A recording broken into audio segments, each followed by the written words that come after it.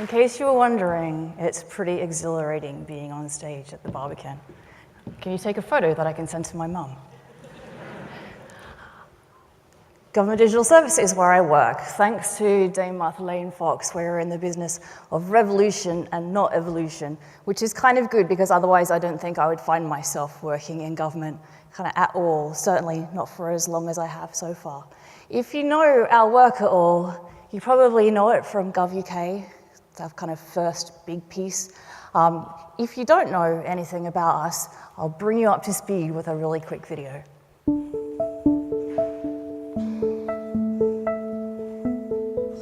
Hi, I'm Adi Adiwumi. I work at the Government Digital Service, and I'm here to tell you about GovUK. We launched gov.uk in October 2012. It replaced the two big central government websites, DirectGov and BusinessLink. The idea was to make something simpler, clearer and faster, something focused on users. Firstly, we took a careful look and worked out what services and information we actually needed to deliver. We thought, for instance, that we could probably stop spending taxpayers' money telling people how to haggle when abroad, or how to identify different kinds of waves. We eliminated thousands of pages that no one ever visited. Then we made sure that the information we were providing was as easy to find and to follow as possible. This, for example, is the page on DirectGov that tells you about bank holidays. Now, it has all the information you need, and you'd think it'd be hard to do it better. But looking at how people actually use the site, we realised that what most people were searching for was the date of the next bank holiday. So we put that right at the top of the page, big and bold. We've done the same thing to more complex tasks, like working out how much maternity pay you're entitled to. Before, on DirectGov, you'd need to read all this information. On gov.uk, you just need to answer a few simple questions, and the site calculates the answer for you.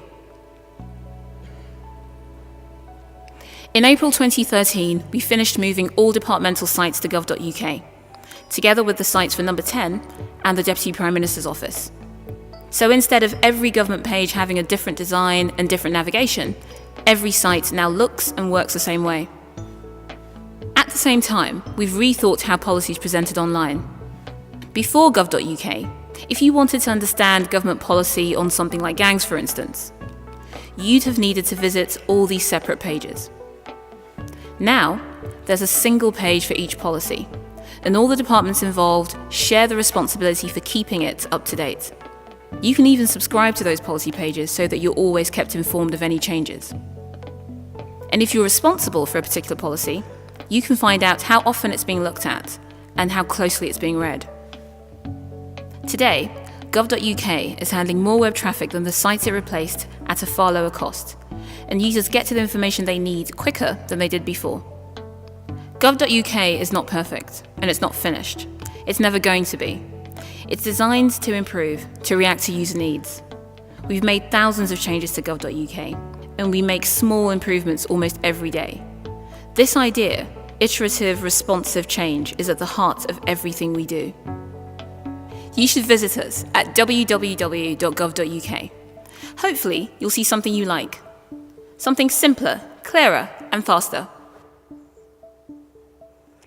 So that's GovUK. That's one of our big projects that we work on, and some of the product managers who work on GovUK are here today. Where are you guys and girls? Over in the back. Go find them and talk to them. They're awesome.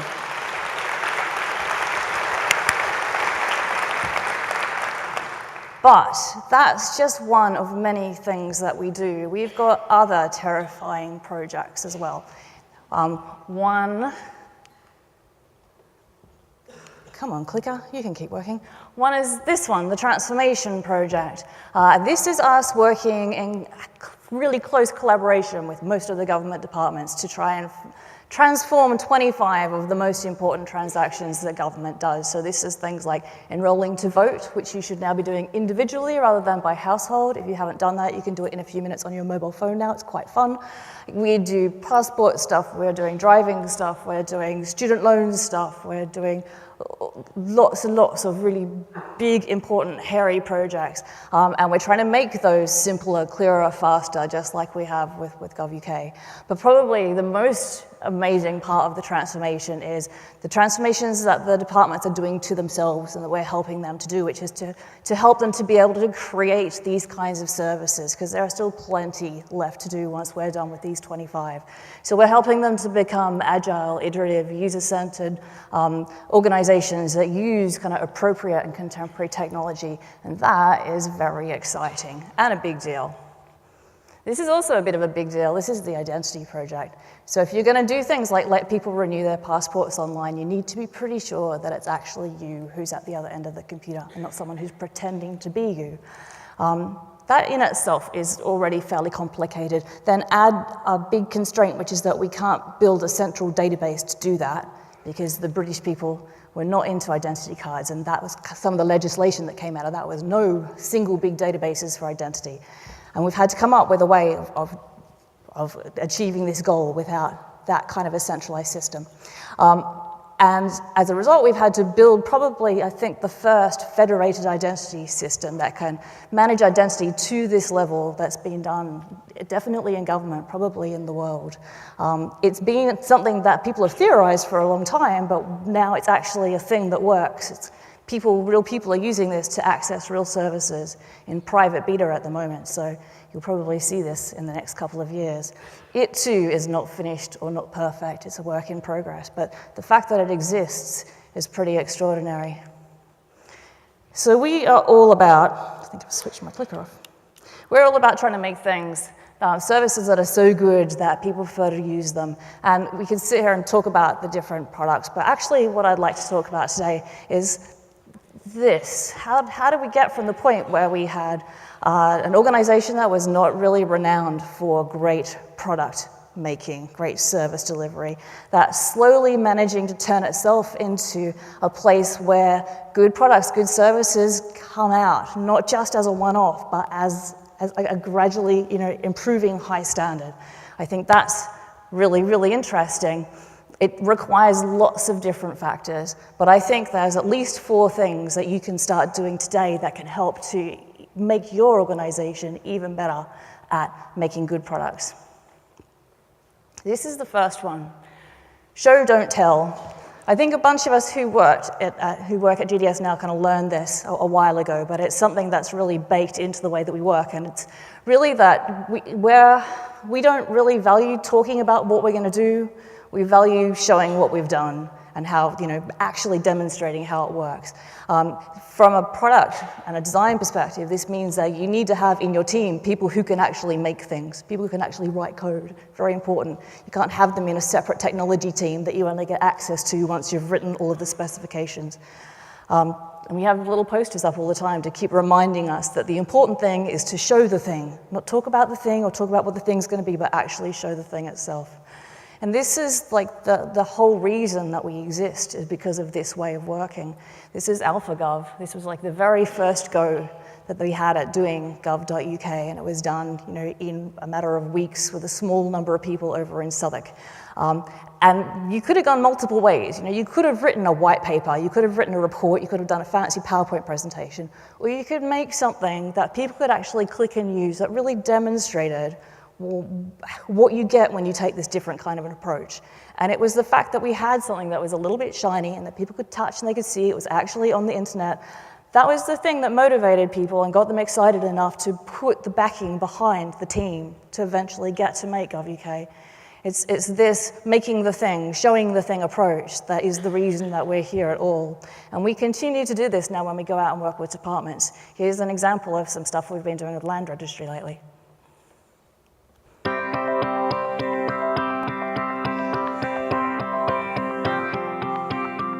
We'd set up a multidisciplinary team from both Land Registry and GDS to start looking at how we deliver digital services in the future. At the moment, there's a lot of paper involved. If you want to access or ask Land Registry to do something, you have to fill out a form. One of the things we've tried to show in the concept model is that actually that can well be replaced by a digital process in the future, that you can assign authority and transfer ownership of land digitally. with it being trustworthy and reliable. It's really going to be shifting to not necessarily going through a form, but going through a service online, like a step-by-step, here's what you need to do if you want to sell your house. There's loads of things we can do in the background because obviously we're getting the data in a format we can reuse, we can use linked data, we can automate certain processes, we can free up some of the monotony of the day job for caseworkers, we can make the process a lot easier for the outside user as well. One of the big mental shifts for me was going towards a government service rather than a land registry service. And with that came this idea of a My Property page, or you can bookmark your house. We are going to create a page for every single property in UK.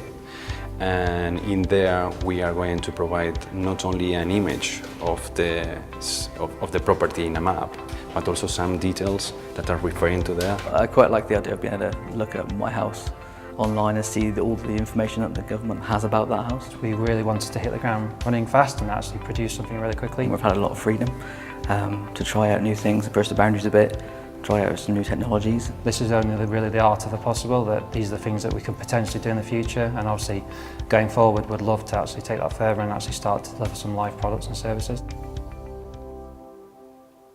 I love the way that as they're talking about that you can hear all of the things that they've been learning, not only about what the technology can do or what the product might be, but also this whole notion of like, oh, we don't have to stay in our own little silo in the land registry. We're part of government. What if we join things up together? It gets really exciting.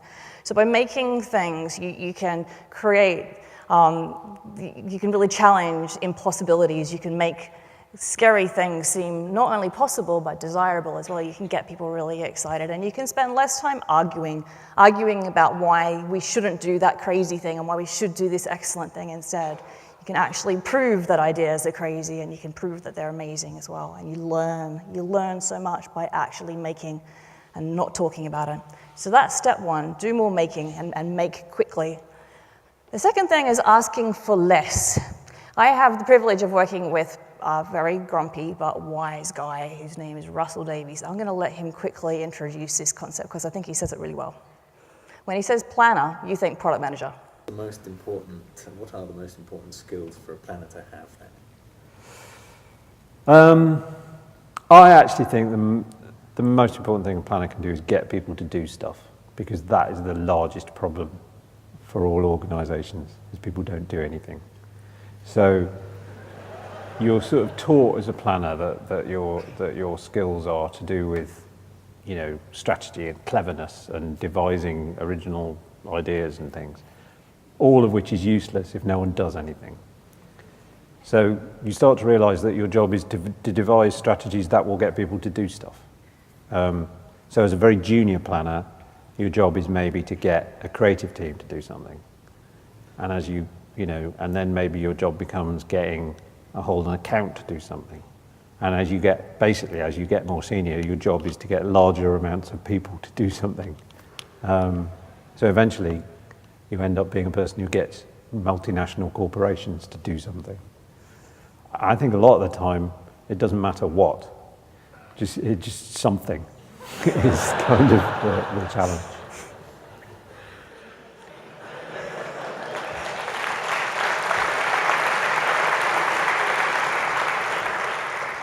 I think I know where this is true. I mean, we've talked a little bit about kids today. I've got 2 small ones, and there's been something about having 2 small kids that make me realize how very early in our lives we learn kind of obstructive and delaying tactics. I think about putting a 5-year-old to bed, right? So by the time people are senior management level, they've got decades of experience of saying no or not yet. Except instead of throwing a tantrum, usually, or needing another drink of water before they go to bed, they've got different processes, and they've got steering committees, and they've got business cases and reports and stuff that have to be done. I mean, these are basically just adult versions of delaying doing the thing that you don't really want to do, like making a big, brave decision. We are pretty rubbish. Most of us are very bad at making big, brave decisions. So we know that that's true. What we need to do is we need to kind of hack humans a little bit, and we need to just ask for different things. So ask for things that are just much harder to say no to, and they tend to be much simpler, much smaller things. So keep your big dreams, keep dreaming about the thing that you're going to do and how it's going to change the world, but try and dream in increments. there's two ways, I think. There's two ways that I use this theory in the work that I'm doing at the moment. So the first is this. The first is to ask for an alpha. Ask for the first smallest thing. Call it an MVP if you must. You think about what your grand vision is and then just think, what's the absolute most smallest, scariest, most less scary, most logical thing that we could do that can just get this started? And make it as small as you possibly can. Whatever it is that your organization is afraid of, minimize that as much as you can. Whatever problems need solving, kind of focus on that the most. And ask for that and get that going, because getting something started is the hardest thing. Once you get the thing started, then you start to create evidence. You show that it's a good idea. There's data that says that it's working. As soon as something looks vaguely successful, all of a sudden a lot more people get really interested in it. And when this works really well is when you've got the small thing working, you've got a bit of data, and somebody senior comes up and goes, well, I see that you've got that small thing going, but you really should think bigger than that. What you should do is this big thing. And then suddenly, you know, as long as they pick the right big thing, which hopefully they have, there's your big idea suddenly that they are sponsoring. You don't have to say a thing, you can just help it get through. So that's my way of trying to get new, difficult, challenging things started and then, you know, ultimately coming into existence. Another thing that's really important for me to think about, and for you too, I hope, is trying to get people to change the way that they do things, trying to break the, well, this is how we've always done it, trying to get behavior changes. And I think here again, you want to try and start as small and simple and specific as you possibly can. So the thing that I'm really interested in terms of behavior change is trying to get people in government to start to do user research, to start to do the stuff that Kathy and Dave and others were telling us about today, about understanding the context of the problem that we're solving, understanding actually what it's like to use the thing that we're making, and kind of reducing the distance between people who are making the products and the policies and the people who actually have to use them. That's what I want to do. And so what we say now is we say, do research in every sprint. And we try to be even more specific than that. And we say, just go and get 5 people and put them in a lab, talk to them a bit, and give them some tasks and do some usability stuff. Simple as that. Now, if you know anything about research, you know this is not the answer to every single research problem ever known to man. It's absolutely not. But if you do what I would have done in the olden days, which is go in and go, well, you know, it depends. If it's this kind of thing, you could do that. And if it's that kind of thing, you could do that. And here's a whole list of different techniques, and what we need to do is work out what technique goes with what. The minute you do that, you're introducing this kind of it depends thing. It depends is like a signal for complexity, and complexity is like, it has this red stop sign on it that says, stop, I need a steering committee. I need a white paper, I need something. I definitely don't need to do this now. I need to stop and do nothing for a while.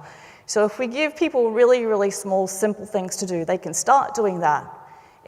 Even if it's not perfect, it's still a good thing to do. And by doing that, they get smarter. They develop sophistication.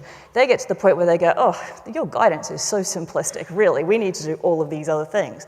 And I go, well, yeah, you're right. You should definitely go and do them. And off they go and do them. So this is what we're trying to do, trying to get these really, really simple things that will get people started on the right track, that they can go, tick, done that. And through doing that, then they get smarter and they understand why it's a good thing and they get better at it. So another one that we do is this one, exposure hours. Get your 2 hours every 6 weeks. Who here has seen a real person, a real end user, using the product that they're responsible for this week? That's pathetic.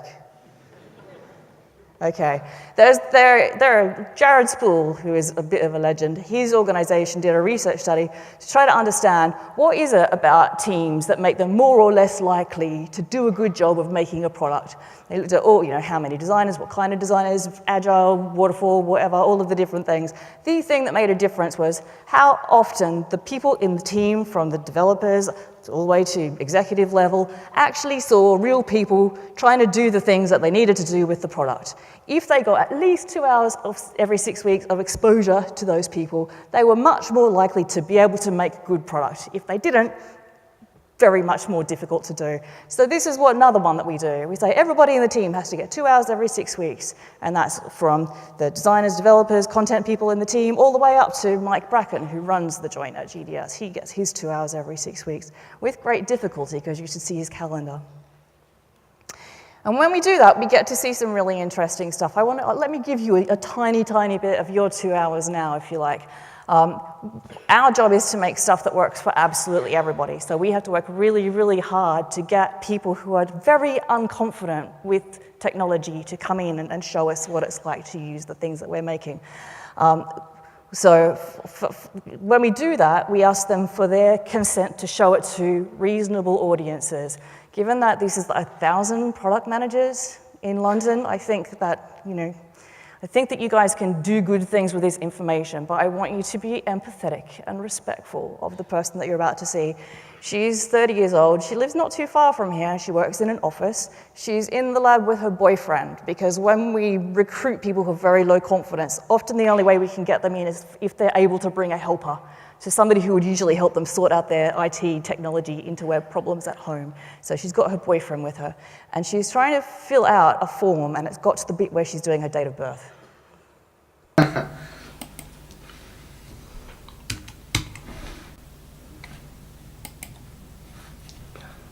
Why doesn't it say that? If you just click on the 26 on the drop down. So if you click on the arrow. Stop. Okay.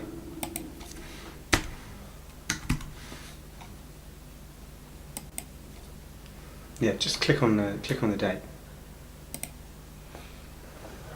You're going to click on the month. Yeah. But if you just click on it. I don't know what you mean. I did click on it. Click on May. Let's come back to month. Just click on it. Clicking on it. With the arrow. Click on it. This is why I don't do this at work. I know. You've got to do different. Oh, boy. 9th to 17, am I? Right. All right. I'm not really sure what you guys are laughing at, because I wonder if she was going to use your product, how she'd get on. I'm serious. And I don't know if it came through to you in that video, but she was frustrated and pretty humiliated, and all she was trying to do was put her date of birth in that field. And if we made that 3 text input boxes instead of 3 select boxes, she would have been absolutely fine. So, I think we get to see these kind of people because we work really hard to find them. You guys probably still have them as end users, you just probably don't see them very often. So that's a gift to you. Do with it what you will. So behavior change. I'm showing you some user research stuff because that's what I do, and I think it's important for you to be aware of what we do as well. But think about the kind of behavior changes that you want to get as well, and how you can ask for simple things as well and get that started. Here's another one that looks really innocuous and possibly a bit annoying, but actually really works. It's about kind of being thoughtful about how you use words, or other people might say it's about being pedantic. Jill is what does she call herself? A linguistic analyst. So she goes into companies and kind of looks at the words that they use and she thinks that tells you an awful lot about the culture of the company, especially if you compare what they say that they think compared to what they actually think in meetings and internal documents. And you can tell a huge amount, I think, between a company that says, that has requirements gathering as a part of its process, and a company that does user needs analysis at the beginning of its process. The outcome of both of those things are not sort of dramatically different. In theory, you end up with a list of things that your product is supposed to be able to do. But requirements, a company that talks about requirements and a company that talks about user needs, you can tell already just from thinking those words in your head what kind of company you're going to get. GDS is a user needs kind of company. We have it so much to the point that sometimes people have to make special shortcuts so they don't have to say the same thing all the time. And we build it into our infrastructure. It's part of our design principles, it's part of our service assessment, it's on the wall, it's in our research methodology. So you can't be in GDS and have a conversation with a GDS person without hearing them talk about user needs. It's ingrained in the DNA. And there's other things as well. So we're very careful, for example, about the way that we talk about user experience. It's not a job title. It's not a team.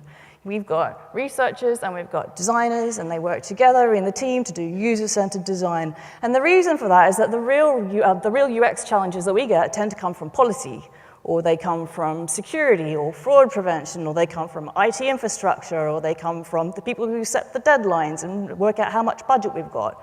That's where the real UX challenges come from, and certainly nothing to do with making the form a little bit whizzier. You can't just make bad policy go away by like making the form nicer, changing your drop-downs to text boxes. We believe that user experience is the responsibility of the entire team, as I'm sure many of you do. Irene was talking about it just now. But you can't really believe that if you still have somebody in the corner who is the UX guy, or if you have a team who are the UX team. Why do they get that job title and nobody else does? It doesn't really matter. I don't really care that there's a whole industry of people who call themselves UX consultants. I used to call myself a UX consultant. But it's like getting your words straight, and every time you correct yourself, or every time we correct a supplier who wants to give us a UX person, it makes us think about what we believe in and why we use words the way that we do, and that actually the policy person and the security person and the technology person and all of those people are in the business of user experience as well. It reminds us all the time. And this is my one that everyone rolls their eyes at me about all of the time. User testing, and no, like you don't test users. You test the services that you're creating for them. You test your products to see whether they work. And it doesn't really matter. No, of course it doesn't really matter. But when you work in a culture like government where they're very used to go, well, there's the law, we implement the law, you don't have to like it, you just have to do it.